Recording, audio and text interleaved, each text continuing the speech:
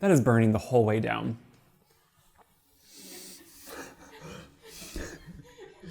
I feel like a bomb just like got entrapped going down my esophagus into my stomach. Woo! Okay, it's good. Okay, I'm back. This holiday season, you are gonna make the perfect baked ziti and the best garlic bread to go along with it. If you think either of these are just everyday things, they're not. They're extra special. There are layers in this. If holiday menu planning has you a little bit like, I don't know what to make, this is going to go on the menu and it's gonna take all your fears away and it's gonna make everyone very happy. So let's make it together.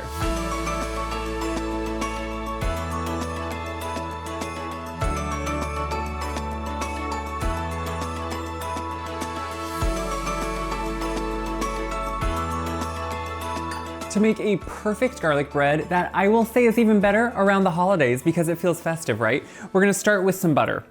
Now, I think with some garlic breads, we kind of too much rely on like a cheese or something. No, this is a garlic bread, not a cheese bread. So we're gonna make it heavy on the garlic, but in different ways, so it's not just garlicky, but has like the right consistency and flavor and nuance to it. So I'm making the butter so I can just easily mix it up. Now this is salted butter, and I think that's a key here because salted butter, salt preserves butter for longer, but it also brings out more flavor. So when it's already worked into the butter in this case, it's gonna have even more flavor. That's why we love to use salted butter on our bread in the mornings or anytime because it's just delicious.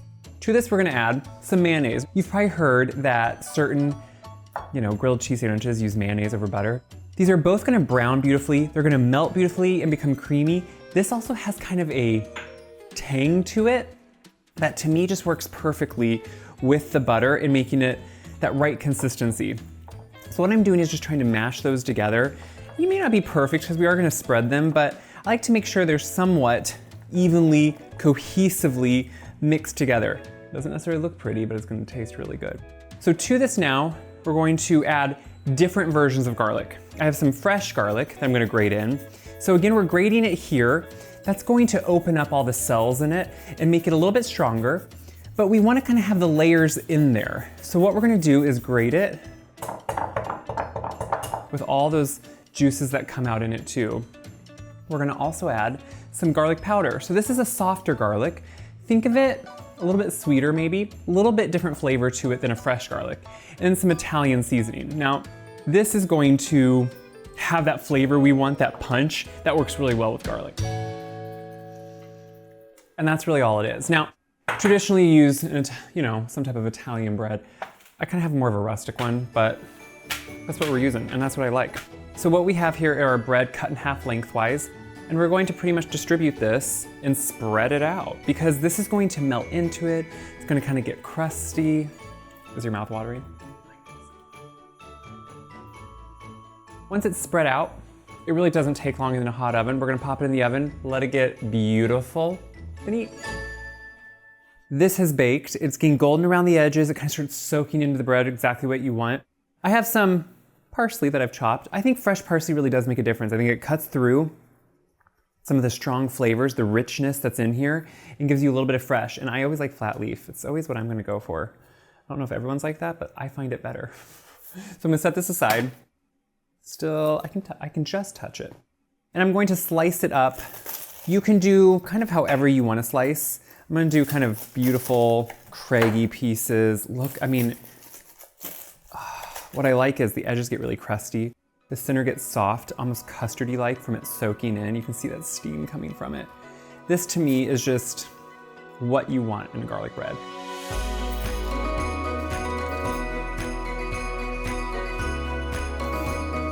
I don't say it every time.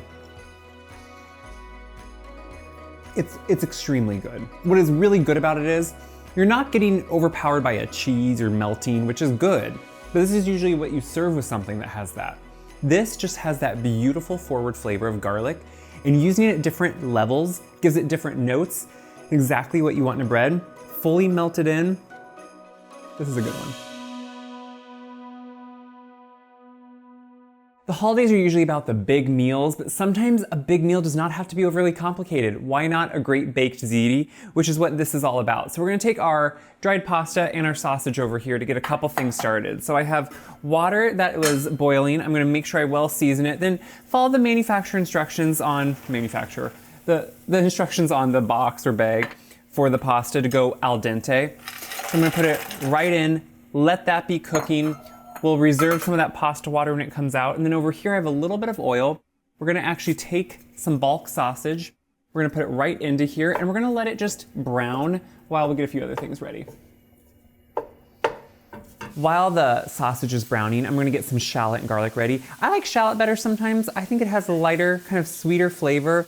It's not as dark red or pungent red as a red onion, and it's just something I usually enjoy using. I grow a lot of it, and I think I end up testing a lot with it and creating recipes because I really enjoy shallot, which you can easily find in a grocery store, especially this time of year.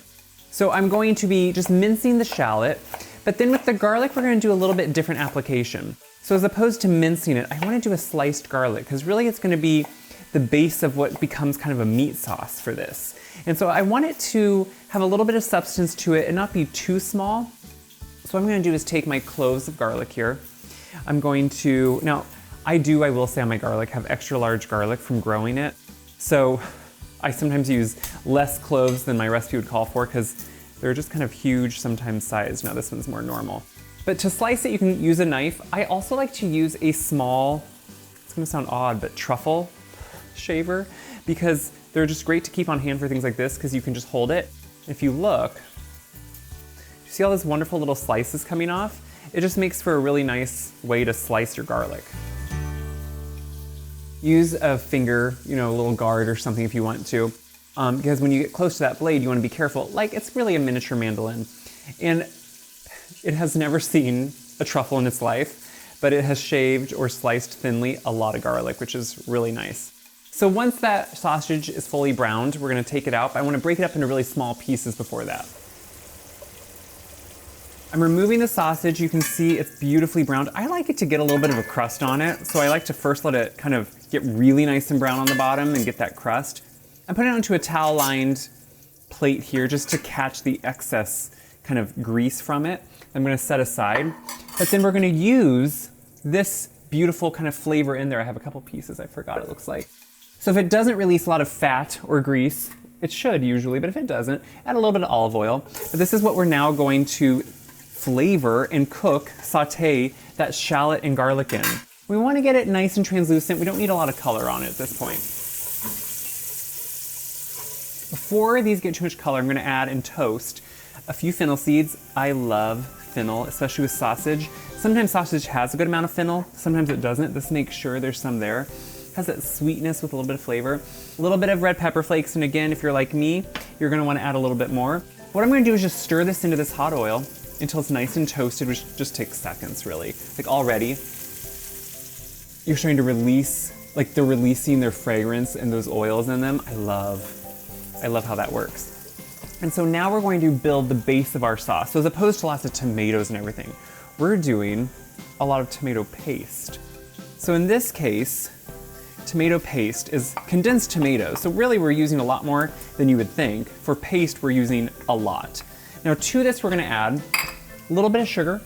That's just going to help kind of balance out some acidity that's in the tomatoes itself. I'm gonna, of course, season with salt and pepper here a little bit too. Sometimes tomatoes in general, it kind of brings out their natural sweetness when you add some sugar. So what I wanna do now is turn it down just a little bit. I'm gonna stir and cook this tomato paste until it is a very dark color. We want it to grab a lot of flavor and get nice and deep, deep red. My pasta is done cooking. I have a measuring cup here in the drainer, and I'm gonna fill that just in case I want a little bit of the pasta water. Always save it, no matter what the recipe. And then the rest I'm pouring down. Notice I'm keeping this in the pan as opposed to a colander. It just helps it make sure that it has a little bit of moisture that will stay on it, but not too much. And I just shake it out, but you can of course do a colander. I'm gonna just keep this warm because we're gonna soon just put it all together.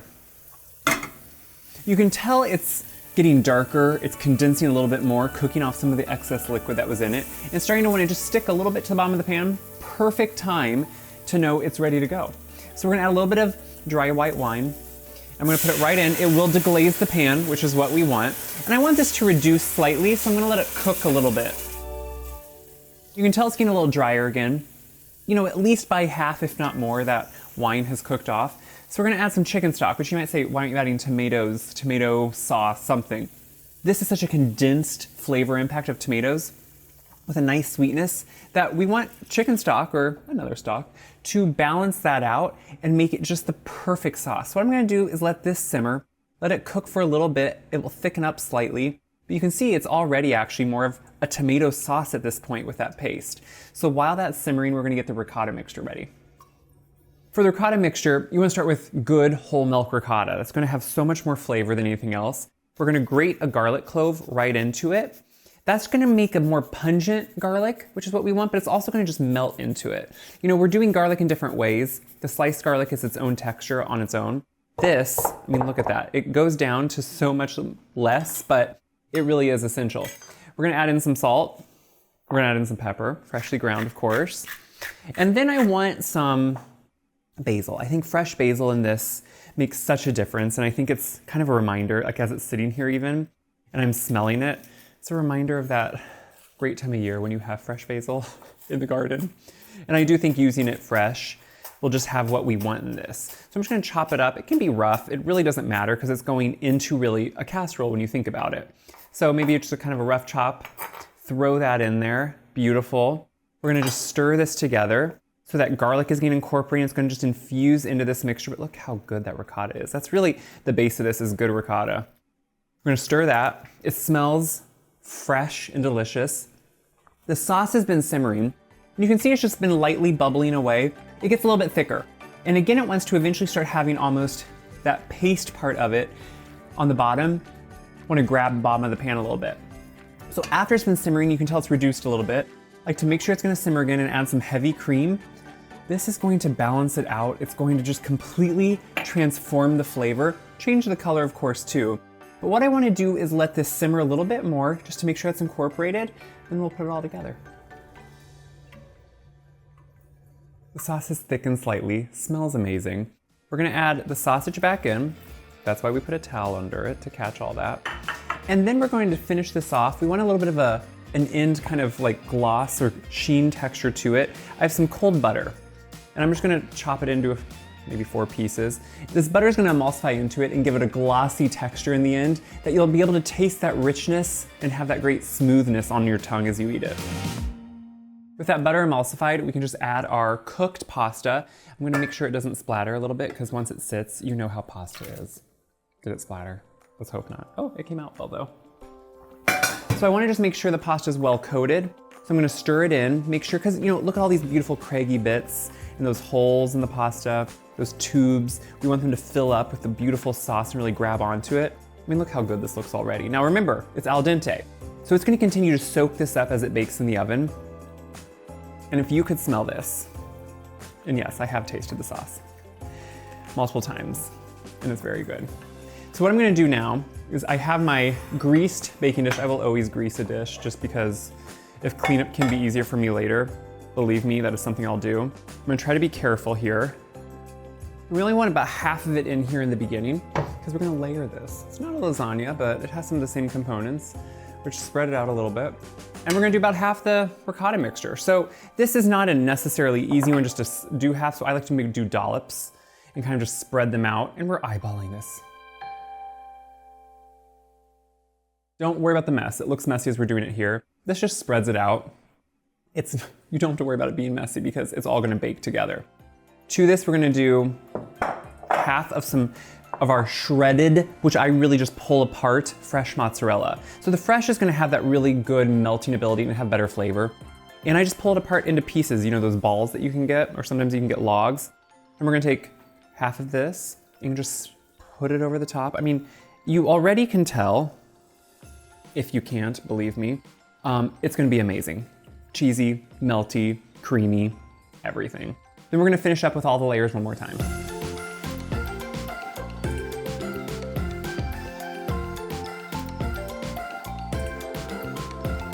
To finish this, I like to put Parmesan cheese on top that I freshly grate.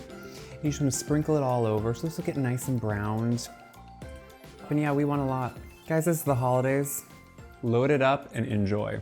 Drizzle of olive oil, it just finishes it off. It will get nice and browned when we remove the cover because we are gonna cover this now with some, you can do just foil. I always like to do parchment with foil, or if you can find that, I don't know if they still make this, but I hoarded some liner where you have the parchment on the back, foil on the front.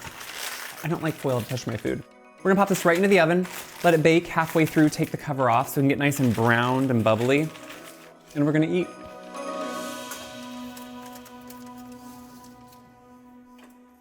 Doesn't it look good? So I pulled it out of the oven. It needs to sit for a little bit because it is so bubbling that your mouth would be burned. I don't know for how long if you just try to eat it right away. I do think this little topping on top, it's an extra step. What isn't? But it really does make a difference. So I have some parsley, fresh, chopped up. I'm taking some lemon zest and I have a grated garlic clove in that. I know you were thinking, I think I lost count of how many garlic cloves are used. Good, you don't need to know. You just need to know it's gonna taste good. What this does is kind of add this fresh pop of flavor at the end. Because think about it, this is a heavy casserole. You have a lot of different components in it, a lot of rich flavors. The lemon, the fresh garlic, the parsley are gonna cut through that and just kind of in the moment you need it. So I'm gonna put this into it, and what I'm gonna do first though, you can see is just mix it together so the garlic and that lemon zest really kind of get incorporated. And you can see, you get this kind of parsley that's coated in them. And we're just gonna sprinkle that on top. Again, it's pretty too. Kind of has that texture that we want. I mean, look at that. If that doesn't look good and have the brown notes we want with that bubbly brown cheese, you know it's gonna be good. I washed my hand and now we're ready to go. Don't think about having to have this huge main, all these sides. You can make a delicious baked ziti and everyone is gonna be so happy. And let's just get in here and look here. Look at all that. Do you see that cheese? That's what you want. You want that cheese just to come up. Ugh. And look at this. The sauce still has a great texture. Do you see how it kind of pools out a little bit from some of those noodles? That's what we want too. We want that sauce to be just right so it soaks in, finishes cooking the pasta. I'm gonna burn my mouth anyway. So hot. But it's actually worth it because the flavor in this is gonna far surpass. That is burning the whole way down.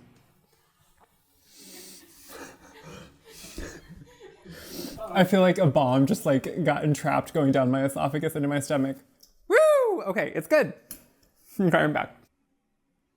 The layers of flavor are worth every step. You know, that sauce seemed odd probably. You're thinking it was just tomato paste. What that did was it offered this depth of flavor in the tomato along with the sweetness, and counteracting it was that cream that kind of balances it all out. It really is something special, especially with the sausage, that fennel. I love fennel. I think all works together, and then when you get a little hit, just a little hit of that topping of the parsley, there's like a bright explosion to bring out all the other flavors. This is festive, this is definitely holiday, and this better be on your table this season. You wouldn't think anything could make this better, but I think the garlic bread does. This is the perfect accompaniment. To have a nice piece of garlic bread with this, you can kind of soak some of that sauce up with it, eat some of it with it. The smell and the flavor is gonna work so well together. So what we have here is really a great meal for any season when you're wanting a little bit of comfort and warmth, any cold season, but also especially around the holidays. I think we forget about things like this and we try to think too fancy or we think over the top. This is fancy. This is over the top in the sense that it's decadent. It takes a few extra steps, but it's just delicious and it's comforting, and anyone you make this for will feel loved. So I hope this inspires you to try something maybe new this season. Not be too scared when people are coming over, you're having a gathering, and think, I have something perfect to make 2 things, and I know they're gonna love them. These recipes are in the new holiday guide that I have this year from page 44 and 45, along with many more recipes. These are also on my website, wyseguide.com, and in the video description. So you can go back, print these, make them time and again, and let them become a holiday tradition in your house.